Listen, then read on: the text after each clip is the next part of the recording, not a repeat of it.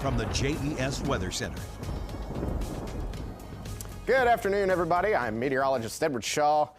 Looking quite wet and pretty cloudy as we wrap up this week. But hey, good news. Your weekend looks like it's going to be nice. More sunshine, a lot drier.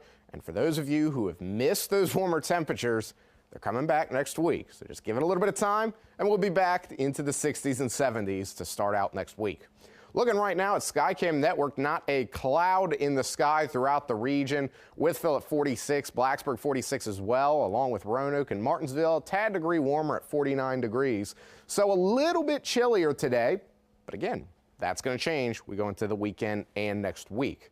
So while we're going to be nice and clear today, as we go later into tomorrow and on Friday, then we got to watch for a little bit of a change in our pattern.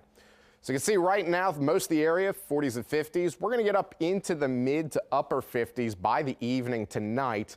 But then you'll start to notice we get a little bit of cloud cover building in overnight. And eventually we start seeing some rain come through the area tomorrow, starting out light in the morning and getting a little bit heavier by the time we get into the evening hours. Temperatures going to be a little bit more on the mild side than what we're going to see today, but certainly going to see cloud cover increase. Now, as we go Thursday night into Friday morning, clouds return, and then we end up seeing a little bit more rain come into the area by the time we get about lunchtime on Friday. And then that system heads further out to the east late night Friday into Saturday, ending up with some clear skies for your weekend. Roanoke at 59 today for your high temperature, Blacksburg 57, Danville 60, South Boston 59, Lynchburg 58, Covington at 59, and Wytheville also at 59 degrees. So certainly a little bit more of a mild day, but we are still below average for this time of year, anywhere from 5 to 10 degrees below average for each of our cities here on our graphic. But as we go into the next few days, we're going to get a little bit warmer, closer to average, but still a tad bit cooler. That chilly blast appears likely to last here within the next couple of days. Roanoke at 56 tomorrow.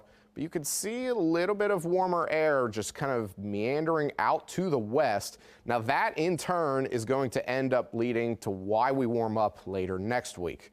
Saturday though, cold air sets in again, 57 degrees.